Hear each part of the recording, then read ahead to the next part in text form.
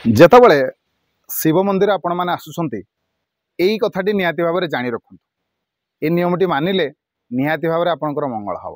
ନିୟମଟି ହେଲା ଆମେ ଯେତେବେଳେ ମନ୍ଦିର ଆସୁଛନ୍ତି ଶିବ ମନ୍ଦିର ଦର୍ଶନ କରିବା ପାଇଁ ଏ ଦେଖୁଛନ୍ତି ପାହାଚ, ଏ ପାହାଚରୁ ହିଁ ଆମକୁ ନମସ୍କାର କରିବା ଦରକାର। ଶିବ ମନ୍ଦିର ଆସିବା ସମୟରେ ଜାଣିବା ଦରକାର ଯେ କୋଉଠି କୋଉଠି आपण ମାନେ ନମସ୍କାର କରିବେ ଆଉ କେତେ ଥର ନମସ୍କାର କରିବେ। ତେବେ वीडियो भल लगे वीडियो को लाइक करेंगे, शेयर करेंगे, चैनल को सब्सक्राइब करने को जमारू भूलें। आसतु जानिबा शिव मंदिर जितेबाला आम जा से केतोटी नमस्कार करवा उचित। तेबे आसतु प्रथम नमस्कार करेंगे ये पहाच पाखु।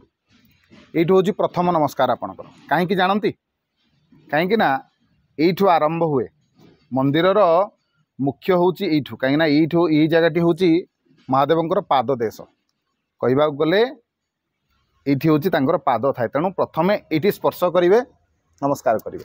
प्रथम नमस्कार ये। द्वितीय नमस्कार जीवा। द्वितीय नमस्कार कौटू करवा? द्वितीय नमस्कार करेंगे ये वृषभ पाखरे कहीं जानती ये जगह हूँ महादेवंकर नाभि नाभि। तेणु ये जगार अच्छा वृषभ एठी द्वितीय नमस्कार करेंगे। एठू द्वितीय नमस्कार करने पर पुणी भितर को जीवे एवं तृतीय नमस्कार टी करेंगे गर्भगृह रे देवता महादेव को तृतीय नमस्कार करेंगे।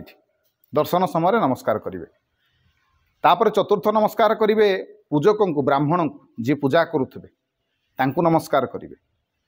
एतिकी नमस्कार निहाती भाव में करेंगे। चारोटी नमस्कार निहाती भाव में करेंगे।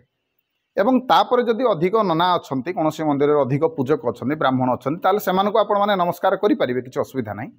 किंतु मन रखु एमान व्यतीत मंदिर रे केबे भी जेते बड़ पंडित होता आपणकर जेते बड़ गुरुजन होता मंदिर परिवेश भितर मंदिर प्रांगण भितर अन्य क्या भी नमस्कार करने अनुचित। खास करी पाद छुई नमस्कार करने अनुचित।